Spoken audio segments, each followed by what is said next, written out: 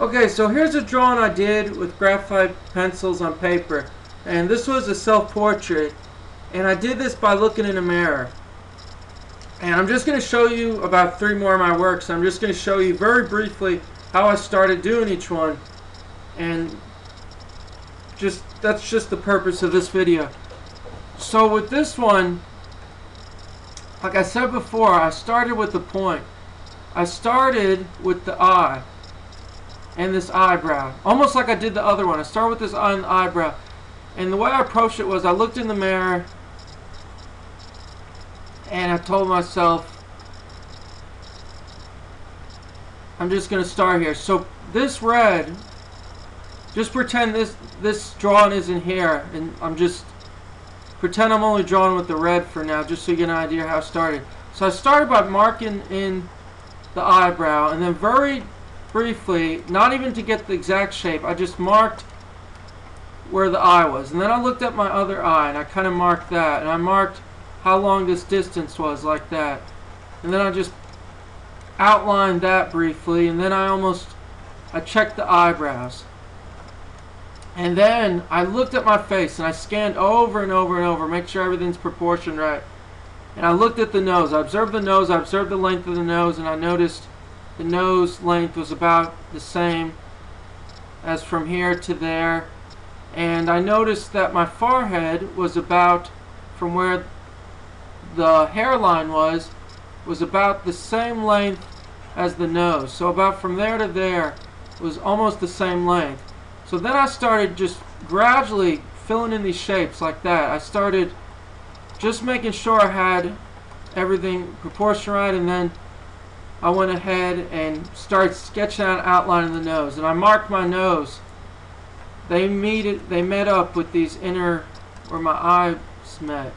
So the nose there and this shape met there. And so basically, by observing myself, I did the same process like I showed in the other drawing.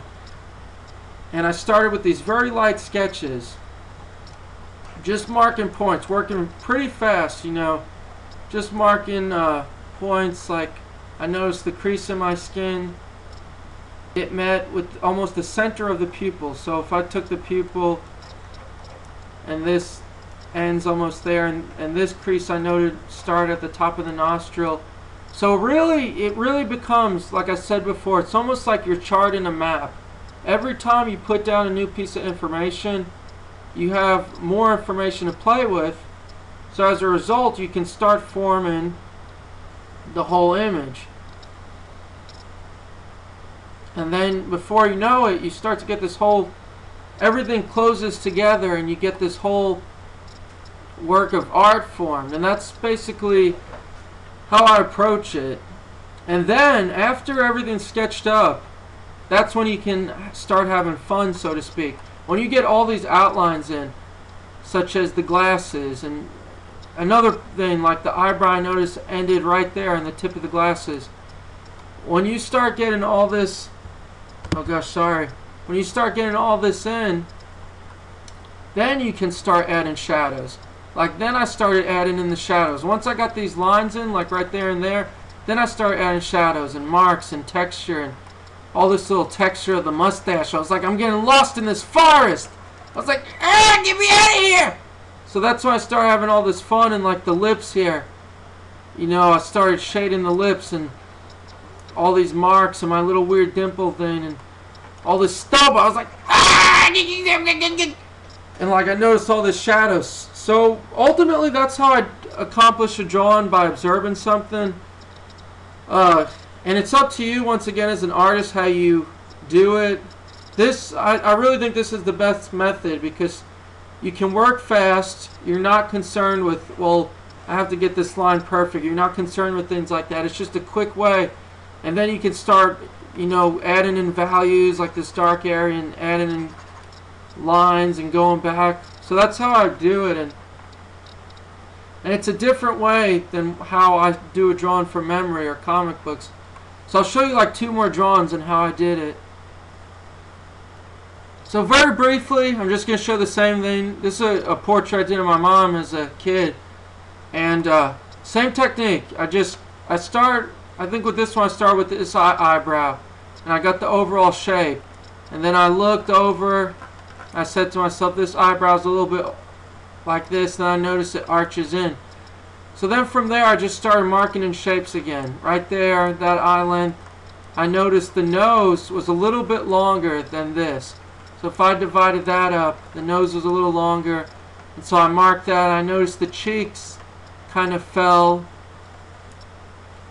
right above the lip, just barely. So the same process, I put in all these lines, these very light lines, and with this drawing I did a softer technique. Instead of making everything's lines, like where this is, I didn't want to make it a harsh line. So instead I just very gently put the graphite on the paper down, and then I rubbed it with my finger, and all with the hair, the same technique with the hair. I put in a bunch of lines and then erased.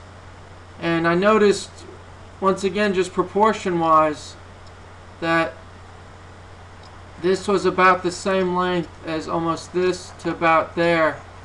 And you just constantly marking points.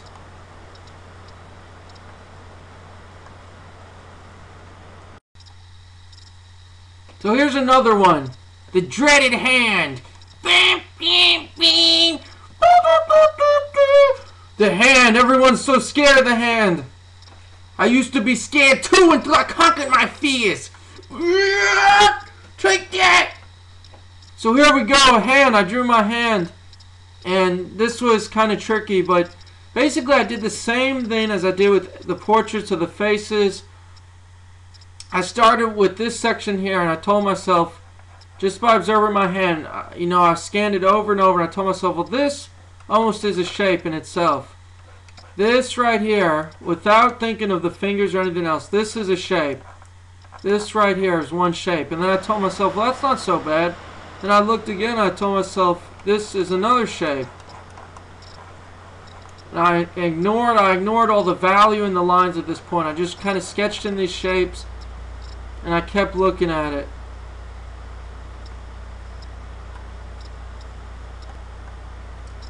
And then I looked from here to here, and I noticed, well, this is another shape. This section is almost like one shape in itself, so I almost real briefly sketched an outline. I didn't draw any dark lines. Everything was a very light sketch. And then just, you can try it yourself. Observe your hand and just observe these shapes. And I observed this shape comes out, and it's almost at an angle. And I noticed this one was higher. This point right there was higher than this point, and it arched, and so just like I said before, the same method applies here. I just constantly looked at the shapes. I remember this was one long shape with creases. And I just briefly, and I remember this, and observing the thumb, it had an arch to it, and this came out of the thumb at this point, and it ended about right there on the thumb, and this mark was the top of where this finger met. And I broke it down, and there was a little dip in there, and this ended about right where the dip was. And really, when you start to do that, you know, you don't have to do outlines if you don't want. You can just even do little, just really brief lines like that. You could just put in the points if you wanted. I prefer doing outlines. But yeah, so like right there could be another point, and this is a point where it meets like that. So I just constantly look at the image. I'm constantly observing. Once you get in the R mode, that right side of the brain thinking, it becomes easier because your focus is on where does all these points meet, and it almost becomes like a grid system. And of course, don't think of it like you're working on a grid. You know, you want to be artistic and you want to capture the fluidity of marks. But after you have your initial sketch, then you can go back in again, observe the values, observe lines, because that becomes easy. It's almost like if you have a map and you know the directions from one place to another, it's easier to fill in spots such as like houses or trees or areas like that, as long as you have a general idea of what it is. And something else to point out is, don't be afraid of drawing lines. I used to be very afraid of making the lines bold and dark.